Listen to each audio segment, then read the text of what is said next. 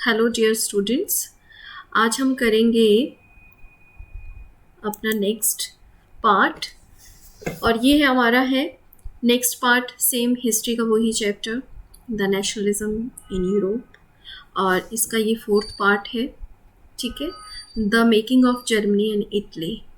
So let's start now. Important है, इसमें जितने भी इम्पॉर्टेंट डेट्स और नेम आएंगे बच्चे वो आपको याद रखने हैं क्योंकि वही इसमें मेन क्वेश्चंस बन के आएंगे क्योंकि 1 मार्क्स के क्वेश्चन ही पूछे जाएंगे। सो चलो उसको हम करेंगे आज। और जिसे हमें पता है कि 1848 तक का जो नेशनलिज्म हुआ उसमें हमारे रेवोल्यूशनरीज ने मेन रोल प्ले किया और उनकी जो डिमांड थी वो किसके लिए थी? डेमोक्रेसी के लिए। ठीक है, जो भी वो रेवोल्यूशंस कर रहे थे डेमोक्रेसी के लिए, रिपब्लिक के लिए कर रहे थे। लेकिन ये नेशनलिस्ट सेंटिमेंट जो था वो थोड़ा सा चेंज दिखाई देने लगा हमें कब? आफ्टर 1848। कैसे? क्योंकि अब जो था वो कंजर्वेटिव जो थे वो नेशनलिज्म चाहते थे। एक नई चीज़ हमारे सामने आ रही, कंजर्वेटिव मतलब छोटी सोच के लोग, कंजर्वेटिव जो कि इजीली चेंज नहीं चाहते थे, अब वो प्रमोट कर रहे थे किस चीज़ को? स्टेट पावर्स को। ठीक है, लेकिन उसके पीछे भी उनका एक मोटिव था। उनका मोटिव क्या था बेटा? Political domination. उनको ये पता था कि अगर वो सत्ता में आते हैं और नेशनलिज्म होता है तो उससे उन्हीं को ही फायदा होगा। कैसे? कि उनकी एक पॉलिटिकल डोमिनेंस पूरे यूरोप पे हो सकता है।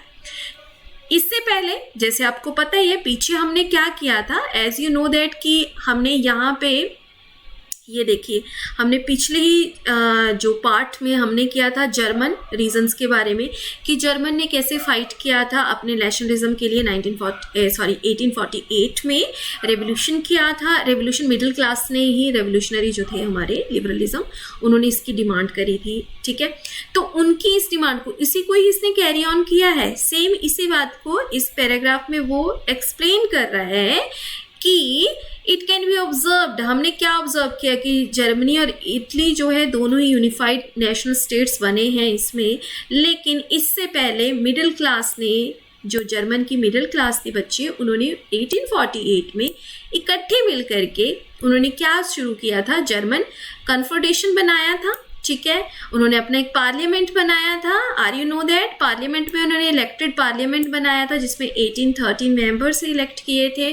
ठीक है, और उन्होंने डिमांड करी थी अपने नेशनलिज्म की डिमांड करी थी, लेकिन उसको अप्रूवल नहीं मिला था, उसको दबा दिया गया था। किस लिए दबा दिया गया था? क्योंकि उस टाइम पे जितनी भी मोनार्की जो उनकी फोर्सेस थी उन्होंने उसको रिजेक्ट किया, मिलिट्री सिस्टम ने उसको रिजेक्ट किया, एज वेल एट जो वहाँ पे लैंड ऑनर्स थी उन्होंने भी उसको रिजेक्ट किया। लैंड ऑनर्स को जंकर्स भी बोलते हैं। 1 मार्क्स का क्वेश्चन आ सकता है। ठीक है, what is the meaning of junkers means large land owners। तो साथ के साथ मैं इंपॉर्टेंट क्वेश्चंस बता रही हूँ, मार्क करने हैं अपनी बुक में। ठीक है, सो प्रशिया में ये जो लोग थे ना वो बिल्कुल खिलाफ थे इनके। किसके? मिडिल क्लास वालों ने, जिन्होंने 1848 में क्या किया था, मतलब डिमांड करी थी नेशनलिज्म की। उन्होंने अपना पार्लियामेंट बनाया था लेकिन उसको रिजेक्ट कर दिया गया था, उनको दबा दिया गया था। किसके द्वारा? प्रशिया के द्वारा। क्योंकि उस टाइम पे प्रशिया का किंग कौन था? फिर से मैं पीछे लेके जा रही हूँ आपको थोड़ा सा रिमाइंड करवाने के लिए बच्चा, क्योंकि उस टाइम पे हमारा जो था प्रशिया का लीडर था, यहीं पे उसका नाम है, ये देखो, फेडरिच। ठीक है, फेडरिच जो थे that was the king of that time in Prussia, जिसने रिजेक्ट कर दिया था क्या? कि मैं आपके जो है रिजेक्ट करता हूँ आपकी इस प्रपोजल को कि जो आप अपना पार्लियामेंट बना रहे हो और ऑल चीज़, तो इन्होंने रिजेक्ट किया था। मोनार्कीज जो थे उन्होंने अपोज किया था, उनकी इलेक्टेड असेंबली को नहीं माना था। ठीक है, यही बात वो आगे कर रहा है, तो थोड़ा सा रिकनेक्ट करके इन चीज़ों को याद रखना है बच्चा। ठीक है, अब हम उसी प्रश्य की बात कर रहे हैं कि कैसे थोड़ा सा पीछे की ही चीज़ को वो आगे रिवाइज कर रहा है कि जर्मन में जो हुआ था कन्फेडरेशन हुआ था उसको रिजेक्ट किया था। किस किस ने रिजेक्ट किया था? क्वेश्चन अगर आता है तो मोनार्की ने, वहाँ की मिलिट्री ने, वहाँ के लैंड ऑनर्स ने। मोनार्की ने, मिलिट्री ने और लैंड ऑनर्स ने, इन सब ने रिजेक्ट कर दिया था। ठीक है, अब ये बोलता है तो फिर नेशनल यूनिफिकेशन क्या हुआ? नेशनल यूनिफिकेशन इस तरह से हुआ क्योंकि अब प्रशिया की जो took the leadership under the chief minister, वहां पे एक चीफ मिनिस्टर थे, उसका नाम था ऑटो वॉन बिस्मार्क। याद रखना name, who was the chief minister of Prussia, that was the name is Otto von Bismarck. और उस टाइम पे हमारे जो किंग थे, जो हमने अभी पीछे पढ़ा, that was not to be healthy, मतलब बीमार थे उस टाइम पे, इसलिए अब प्रशिया को लीड कर रहे थे विलियम वन, उनका ही भाई था आगे जो लीड कर रहा था। तो प्रशिया का लीडर चेंज हुआ। प्रशिया का लीडर पहले कौन था? यहाँ पे मैंने बताया प्रशिया का लीडर था हमारे पास कौन? फेडरिच, जो कि इस टाइम पे बीमार था, तो वो बिस्तर पे था। तो किंग जब बीमार होगा तो किसी न किसी को तो लीड करना पड़ेगा उसका कंट्री, तो उस टाइम पे लीड कर रहे थे इसी के भाई कौन? विलियम वन, ठीक है। और इम्पॉर्टेंट कौन था इसके साथ में? आपका Otto von Bismarck. Who was that? That was the chief minister, और बहुत ही इंटेलिजेंट और एक आर्किटेक्ट का रोल प्ले किया। इसने पूरी की पूरी योजना तैयार करी कि कैसे वो जो है जर्मन को यूनिफाई करेगा। उसने पूरा प्रोसेस पूरी जो है वो प्लानिंग करी, और 7 ईयर्स तक जो है वो वॉर चलता रहा। 7 ईयर्स तक 3 वॉर्स लड़े गए। कितने? 7 ईयर्स टोटल जो ड्यूरेशन था वॉर्स का वो 7 ईयर्स था। और कितनी वॉर्स इसमें हुई थी? 3 वॉर्स हुई है। You also know about that.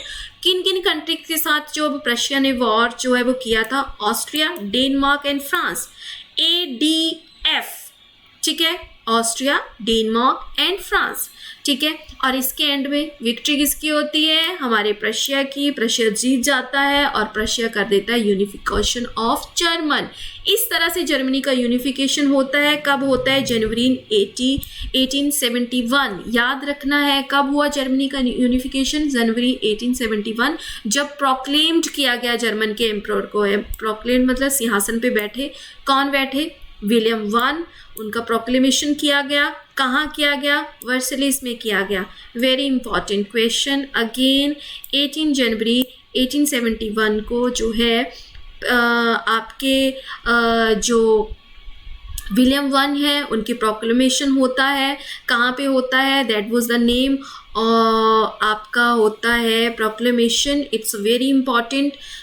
Hall of mirror, palace of Versailles, यहाँ पे होता है। सब लोग वहाँ पे इकट्ठे होते हैं। ऑटो वॉन बिस्मार्क जो वहाँ का चीफ मिनिस्टर था, करता धरता वही था एक्चुअली में, उसी ने किया था सारा वॉर की प्लानिंग कैसे करनी, कैसे। सो दिमाग जो चल रहा था वो इसका था, ऑटो वॉन बिस्मार्क का। कौन था वो? चीफ मिनिस्टर था वहाँ का, ठीक है।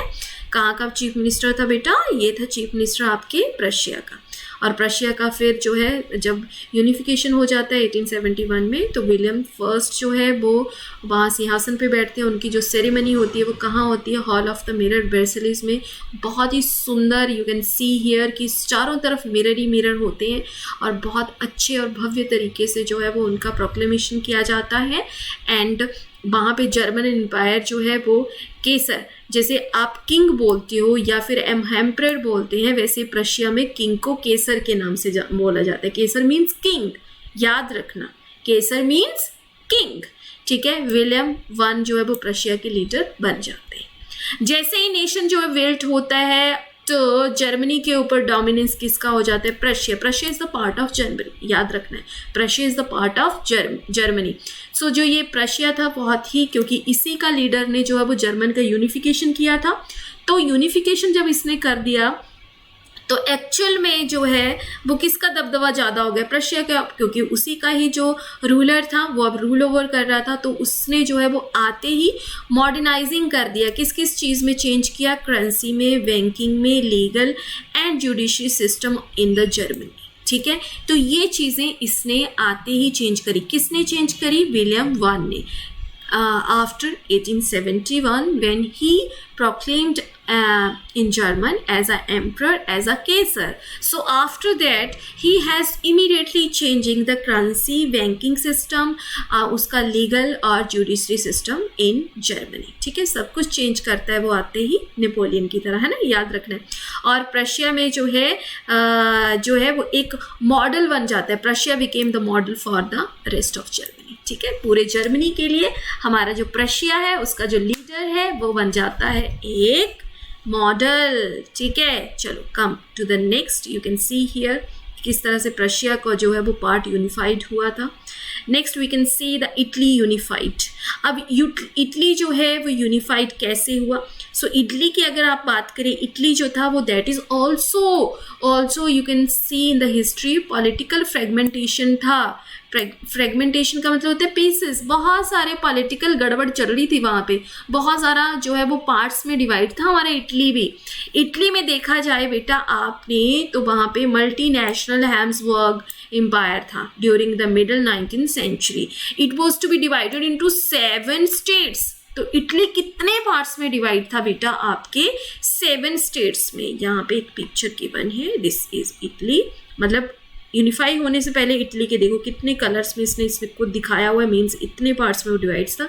यूनिफाई होने के बाद हमारा इटली एक कलर में आ जाता है, मतलब this is the unification. Okay चल, so here what he said, हमारा इटली जो था before unification it has to be divided into 7 parts. याद रखना कितने पार्ट्स में था? 7 पार्ट्स में, और ओनली 1 उसमें सिर्फ एक पार्ट, 7 में से सिर्फ एक पार्ट ऐसा था जो कि था सार्डिनिया पेडिमंट।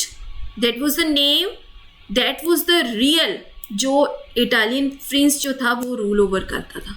बाकी जितने भी 6 जो पार्ट्स थे इटली के वो सब के सब अलग अलग भाषा, अलग अलग कल्चर, अलग अलग उनका पहनावा, हर तरीके से अलग था। सिर्फ इटली से जो रिलेटेड लोग थे वो सिर्फ आपका सार्डिनिया पिडमंट जो आपका एक स्टेट था सिर्फ वो ही था, जिसमें एक्चुअल में आप इटली की भाषा देख सकते थे कि लोग इटालियन बोल रहे हैं, और इटालियन कल्चर जो था वो आपको सिर्फ उसी में देखने के लिए मिल सकता था।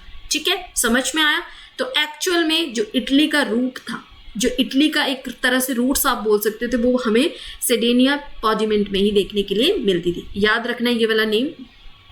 और बाकी नॉर्थ की साइड आप देखें तो ऑस्ट्रियन हैम्सबर्ग था, ठीक है। सेंटर में आप देखें तो पॉप था। सदर्न वाली पार्ट्स में रीजन में जाएं तो आप वहाँ पे वर्बन किंग्स ऑफ स्पेन का डोमिनेंस देखेंगे, ठीक है। अब वर्बन जो थी हमारी डायनेस्टी फ्रांस में भी थी और हमारी स्पेन में भी थी, दोनों ही कंट्री जो थे वो वहाँ पे वर्बन डायनेस्टी ही, ठीक है।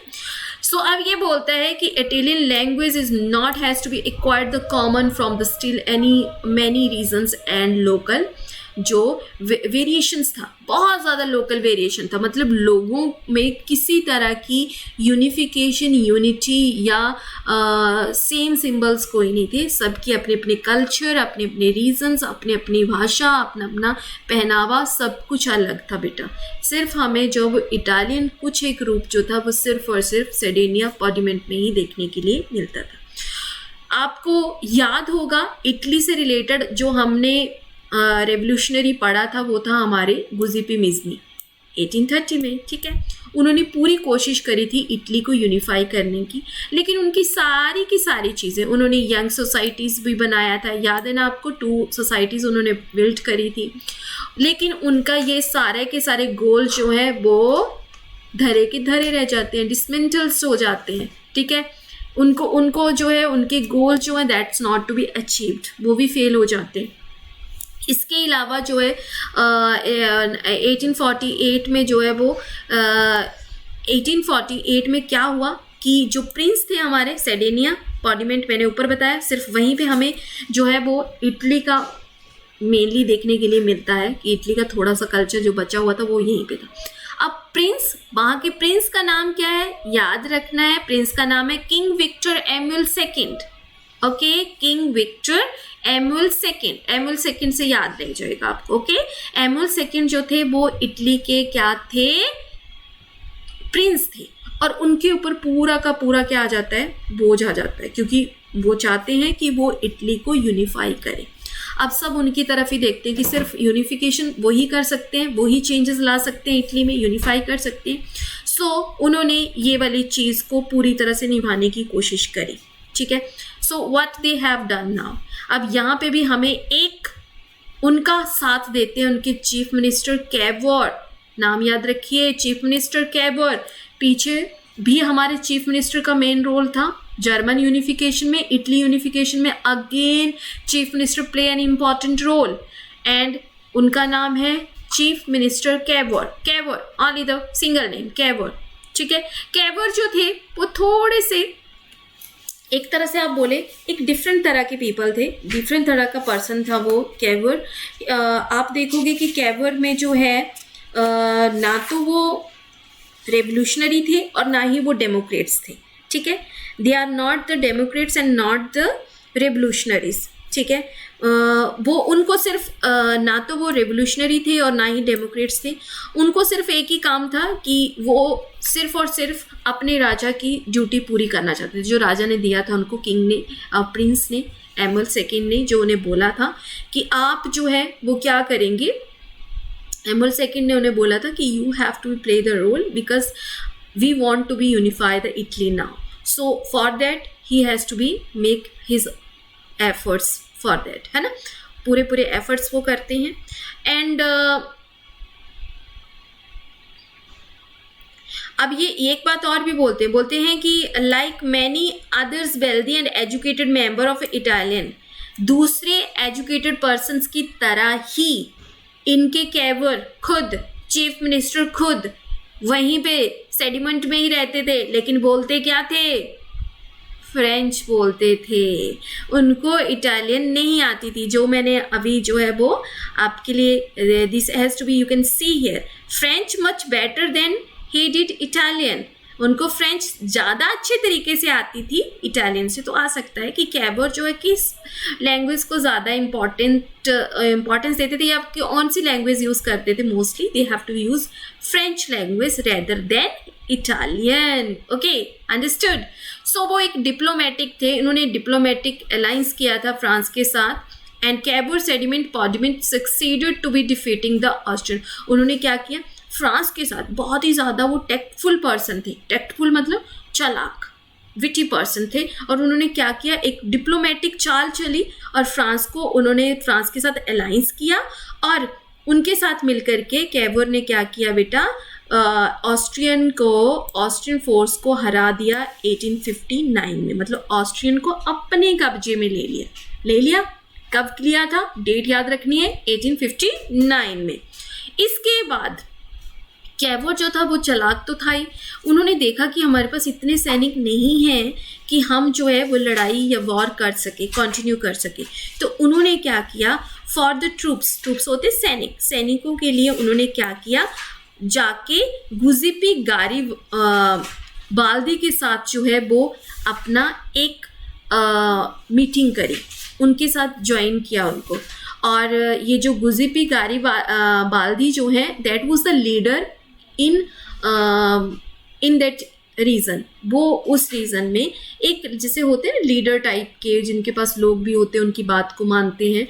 तो गुजिपी गारी बाल्दी जो थे, that was the as a volunteer, उनके पास काफ़ी वॉलंटियर भी थे जो कि कैवर ने as a army person use करे, ताकि वो ऐसे लोग उसे बाकी तो जगह मिलेंगे नहीं। तो उसने गारी बाल्दी के साथ जो वो ज्वाइन किया, उनके साथ जो वो साँठ-गाँठ करी और उनके लोगों को as a arm forces use कर लिया अपने वॉर्स में। और हुआ क्या, 1860 में जो है, दैट वाज इन साउथ में जा कर के उन्होंने टू सिसिलीज उनको जो है वो जीत लिया, मतलब वॉन कर लिया, विनिंग कर लिया। और with the help of the local peasants कौन से, इसी के गुजिपी गारी बाल्दी के जो लोकल जान पहचान थी, काफ़ी लोग उसे मानते थे और काफ़ी लोग उसको सपोर्ट करते थे। इसलिए उन लोगों ने जो है वो एज अ आर्म फोर्सेस होकर के कैवर के इन्फ्लुएंस से जो है वो उन्होंने उसके साथ लड़ाई करी और उन्होंने साउथ पे भी इटली ने जो है वो अपनी विजय प्राप्त करी, अपने विनिंग बन गए। उसमें उन्होंने किसको जीता था, 2 सिसिलियंस को। आप देख सकते हो नीचे, आप ये देखोगे, ये था, ठीक है, ये है आपका सिसिलीज को जो है वो ये है साउथ वाली साइड। तो इसको जो है विद द हेल्प ऑफ किसके साथ, आपके गारी बाल्दी के साथ मिलकर के जो है वो कैवर ने उसको भी जीत लिया। कब जीता था, 1860 में। सिर्फ यही 2 इन्होंने जो है वो नेम बताए हैं, बाकी आपकी इस पे नहीं गिवन है, so that not be the asking the question in your final exam. वो ऐसा क्वेश्चन पूछेंगे भी नहीं, जो आपकी बुक में गिवन है वही आप करोगे। सो आपको सिर्फ ये याद रखना है कि 1859 में हमारे एक वॉर होता है जिसमें आप जो है वो हम ऑस्ट्रियन को अपने अंडर करते हैं, और 1860 में हम साउथ वाली साइड की 2 जो सिसिलीज है उसको अपने अंडर करते हैं, और विद द हेल्प ऑफ गुजिपी गारिबाल्दी के साथ, ठीक है। और 1861 में विक्टर एमुअल जो है वो प्रोक्लेम्ड होते हैं as a king of unified Italy, ठीक है। तो यूनिफिकेशन ऑफ इटली का कब हो गया? 1861 में, और एमुअल सेकंड जो वो किंग बनते हैं वहाँ के। और इसके अलावा जो है, लेकिन एक बात इसने और बताई है, बहुत मज़ेदार बात है, और वो क्या बताया इसने कि इटली की जितनी भी पॉपुलेशन थी दैट वाज टोटली इलिटरेट, सब टोटली इलिटरेट पर्सन्स थे, और उनको they are totally unaware about the liberalist ideology. उनको पता ही नहीं है कि लिबरलिज्म क्या है, किस लिए हम लड़ाई कर रहे हैं, क्यों हम लड़ाई कर रहे हैं। They are totally unaware about that. Even सबसे मजे की बात यह है कि उनको अपने राजा का भी इतना पता नहीं है कि कौन हमारा किंग है, किसके लिए हम लड़ रहे हैं, हम लड़ क्यों रहे हैं, हमारा मोटिव क्या है। जस्ट उन्हें बोल दिया और वो लड़ लिए। और सबसे मजेदार बात क्या है, लास्ट में ये बोलता है कि जब भी वो लड़ाई पे जाते थे वो ला टालिया बोलते थे, ला टालिया। और ला टालिया का मतलब था कि इटली ही जीतेगा। इसका मतलब क्या है, जैसे हम बोलते हैं ना भारत माता की जय, तो वो बोलते थे ला टालिया। सो ला टालिया का मतलब था इटली ही जीतेगा। और इटली ही जीतेगा मतलब इसने बोला है कि वहाँ पे जितने भी वो लोग थे वो इतने इलिटरेट थे, इतने पीजेंट्स वो इलिटरेट थे कि वो सोचते थे कि शायद ये विक्टर एमुअल की वाइफ का नाम है ला टालिया, तो वो भी साथ में ला टालिया बोलते रहते थे, and they doesn't know the meaning of it, ठीक है। तो ये बहुत ही मज़ेदार एक बात देखने के लिए मिली है, ठीक है। सो कब जो है वो हमारा इटली यूनिफाइड हुआ, किन किन लोगों का रोल था, कब कब इन्होंने 2 जो मेन वॉर्स हुए थे, that should be you remembered, ठीक है। तो ये चीज़ें आपको रिमेंबर करनी है, लर्न रखनी है, ठीक है। The strange case of Britain के साथ कुछ अलग ही था। इन दोनों में तो हमने देखा कि वॉर लड़ी है, वॉर किए इन लोगों ने, और इस तरह से यूनिफाई किया इटली और जर्मन को। ब्रिटेन के साथ कुछ अलग था। ब्रिटेन एक मॉडल ऑफ द नेशन है, उसने जो है वो नेशनल स्टेट बनाने के लिए जो है वो कुछ अलग तरीका अपनाया है।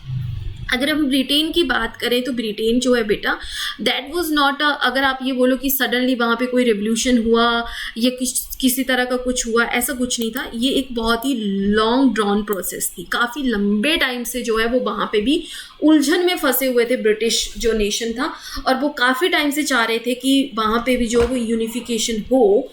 लेकिन ऐसा यूनिफिकेशन जो था वो क्यों जा रहे थे ब्रिटेन में भी, क्योंकि 18वीं सेंचुरी में अगर आप देखें तो हमारा जो ब्रिटिश था, ब्रिटिश जो आइलिश मतलब आइलैंड, जो ब्रिटिश आइलैंड था उसमें भी डिफरेंट एथनिक ग्रुप्स थे। कैसे? उसमें था इंग्लिश, उसमें था आपका वेलिश, उसमें स्कॉट और आयरिश। 4 तरह के लोग, 4 तरह के डिफरेंट कम्युनिटीज़ के लोग वहाँ पे रहते थे। इंग्लिश भी थे, वेलिश थे, स्कॉटिश थे और आयरिश थे, ठीक है। सो उनका डिफरेंट एथनिक ग्रुप्स थे, डिफरेंट कल्चर था, डिफरेंट पॉलिटिकल ट्रेडिशंस थे, कोई एक दूसरे के साथ मिलता नहीं था, ठीक है। अब इसमें सबसे ज़्यादा जो मेन रोल प्ले करने वाले थे वो थे हमारे इंग्लिश, ठीक है। इंग्लिश ब्रिटिश को तो आप पहले से ही जानते हो, क्योंकि हम जो है वो इनकी डोमिनेंस सह चुके हैं 200 ईयर्स। सो इंग्लिश जो थे वो, इंग्लिश नेशन जो था वो वेल्दी भी था और इम्पॉर्टेंट पावर्स भी उसके पास थी। तो उन्होंने क्या किया, उन्होंने इन्फ्लुएंस करना शुरू किया आइलैंड्स को, ठीक है, आयरिश जहाँ पे रहते आइलैंड को। और इन्होंने क्या बोला कि हम अपना एक नेशनल स्टेट बनाएंगे। क्या बोला उन्होंने? उनको बोला कि हम अपना एक नेशनल स्टेट बनाएंगे। नेशनल स्टेट बनाने के लिए उन्होंने जो है वो द एक्ट ऑफ यूनियन शुरू किया। क्या शुरू किया बेटा उन्होंने? द एक्ट ऑफ यूनियन, ठीक है। कब शुरू किया? 1707 में। किसके बिटवीन में हुआ ये? इंग्लैंड और स्कॉटलैंड के बीच में, ठीक है, क्या बोला इन्होंने कि हम एक एक्ट यूनियन, क्योंकि इंग्लैंड वालों का शुरू से ही जो इंग्लिश पर्सन थे काफ़ी रिच थे और काफ़ी ज़्यादा जो थे वो विटी पर्सन्स थे, और उनका मतलब ये था कि हम किसी न किसी तरह से पूरे ब्रिटेन को यूनिफाई कर ले, ये जो वेलिश है, स्कॉटिश है, आयरिश है, इनको अपने अंडर करें। ठीक है, ये जो अलग अलग तरह के लोग डिफरेंसेस जो हैं इनको मिटा के सिर्फ एक जो है वो यूनिफिकेशन लाए, और उसके लिए उन्होंने एक चाल चली। उन्होंने बोला हम एक्ट ऑफ यूनियन अपनाएंगे, किसके साथ? उन्होंने बोला है आयरिश के साथ। ठीक है, स्कॉटलैंड के साथ, तो sorry Scotland not Irish, Scotland के साथ। सो स्कॉटिश के साथ उन्होंने बोला, और जब वो इस चीज़ को अपनाते हैं तो रिजल्ट क्या होता है बेटा? वो अपने स्टेट को यूनाइटेड किंगडम बोलते हैं, द ग्रेट ब्रिटेन। ठीक है, ग्रेट ब्रिटेन उनका इफेक्ट आ जाता है, और जैसे ग्रेट ब्रिटेन बनता है तो किसका दबदबा? England impose the influence of Scotland, अपना इन्फ्लुएंस जमाने लगता है किसके ऊपर? स्कॉटिश के ऊपर, स्कॉटलैंड के ऊपर। उसने क्या किया? अपना एक पार्लियामेंट बनाया। ठीक है, पार्लियामेंट बनाते इंग्लिश मेंबर उसमें थे जो कि अपनी ग्रोथ की तरफ ध्यान देते थे, स्कॉटलैंड की तरफ कोई ध्यान नहीं दिया गया, ना तो उनका कल्चर, ना तो उनकी पॉलिटिकल इंस्टीट्यूशन, वो सब के सब जो है वो सिस्टमेटिकली रूप से सप्रेस्ड कर दिए गए। सप्रेस्ड मतलब उनको दबा दिया गया, डोमिनेट किए गए, उनकी किसी बात को नहीं सुना जाता था। स्कॉटिश टोटली अंडर हो गया ब्रिटिश के। ठीक है, इस तरह से जो है Scottish they have to be suffer and suppress by the Britishes, even they try to be for the independent, but Scottish जो था that was to be even इतनी भी इंडिपेंडेंस नहीं थी स्कॉटिश को, even they have to be forbidden to speak their Gaelic language. Gaelic मतलब जो उनकी अपनी लैंग्वेज थी, स्कॉटलैंड वालों की जो अपनी language, Gaelic is the name of the Scottish language, याद रखना बेटा। सो स्कॉट की जो अपनी लैंग्वेज थी जेलिक, उसको भी नहीं बोलने दिया जाता था उनको। ठीक है, और ना तो उनको उनकी नेशनल ड्रेस पहनने दी जाती थी। सो इस तरह से अगर जो लोग रिफ्यूज़ करते थे उनको फोर्सफुली उस देश से निकाल दिया जाता था। तो ये तरीका था ब्रिटेन ने। सो ब्रिटेन ने वॉर नहीं लड़ा है, you can see the war here, not the war. ये उनका एक चाल थी, चाल चलते थे ये लोग, ब्रिटिश चाल चल के उन्होंने स्कॉटलैंड को अपने अंडर कर लिया। यही सेम हैपन हुआ आयरिश के साथ। Same cheese happens with Irish land. और इन्होंने क्या किया? आयरिश जो था बेटा हमारा 2 पार्ट्स में, वहाँ पे 2 तरह के लोग रहते थे, कैथोलिक और प्रोटेस्टेंट्स। ठीक है, जैसे इंडिया बोले तो इंडिया में जैसे हिंदू मुस्लिम, उन्होंने हमारे बीच में भी तो फूट डालो शासन करो की नीति करी है, जो आज तक हम भुगत रहे हैं। आज तक मुस्लिम और हिंदू एक नहीं हो पाए हैं देखा जाए तो। ठीक है, सो मतलब एक होने की कोशिश करें भी तब भी उनमें दूरियां आ जाती हैं। ये सारा बीज जो बोया ये इन्होंने ब्रिटिशर्स ने बोया था। सेम इन्होंने ऐसे ही आयरलैंड में किया। उन्होंने देखा कि यहाँ पे 2 ग्रुप्स हैं मेन, कैथोलिक और प्रोटेस्टेंट। प्रोटेस्टेंट जो थे वो इनके माइनॉरिटी में थे, माइनॉरिटी मतलब कम संख्या में लोग थे। तो इन्होंने क्या किया? उनको अपनी साथ मिला लिया और बोला कि अगर तुम हमारे साथ बनते हो तो हम जो है वो धीरे धीरे कैथोलिक्स को हरा पाएंगे। और ये जो प्रोटेस्टेंट थे वो उनकी बातों में आ गए। जैसे प्रोटेस्टेंट उनके साथ मिलते हैं, आयरलैंड के ऊपर जो वो डोमिनेंस हो जाता है किसका? ब्रिटिशर्स का। और ये कैथोलिक्स ने रिवॉल्ट करने की कोशिश करी, कैथोलिक ने हार नहीं मानी, उन्होंने रिवॉल्ट्स भी करे लेकिन उनको दबा दिया गया। ठीक है, इसमें जो है वो वॉल्फटॉन जो है they also try to be Wolfton, that is the Catholic, they try to be do the revolt but वो भी फेल हुए। और यूनाइटेड आयरिशमैन थे ये। ठीक है, Ireland was to be forcefully जो है वो इनकॉर्पोरेटेड हो गया इनटू द यूनाइटेड किंगडम। कब हुआ? 1801 में। तो याद रखना 1801 में इन्होंने आयरलैंड को भी अपने अंडर कर लिया, टोटली आयरलैंड को भी अपने साथ मिला लिया। तो ये थी ब्रिटिश की पूरी चाल, जो उन्होंने जो है पूरी तरह से स्कॉटलैंड आयरलैंड को अपने अंडर किया। और इस तरह से इंग्लिश कल्चर जो है उसका डोमिनेंट हो गया पूरे ब्रिटिश के ऊपर, पूरे स्कॉटलैंड और आयरलैंड के ऊपर। उन्होंने जो है न्यू सिंबल बनाया, मतलब ब्रिटिश फ्लैग यूज होगा, जिसको इन्होंने यूनियन जैक बोला है। Union Jack means British flag, थोड़े से ये नेम याद रखने बेटा। The national anthem, God save our noble king, ठीक है, ये सारे ब्रिटिश के थे। और इंग्लिश लैंग्वेज को इन्होंने इम्पोर्टेंस दी। इस तरह से इन्होंने जो है अपना डोमिनेंस कर दिया किसके ऊपर, आयरलैंड और इसके ऊपर, स्कॉटलैंड के ऊपर। So this is the unification of Britain. ये था हमारा unification of Britain. I hope बच्चे यू हैव अंडरस्टूड इट, समझ में आ गया होगा आपको। नेक्स्ट हम जो हमारा 5th और 6th पार्ट है वो हम नेक्स्ट में एक ही वीडियो में क्लियर कर लेंगे। सो नेक्स्ट वीडियो में हमारा ये पूरा चैप्टर हो जाएगा। चलो, so have a nice day बेटा।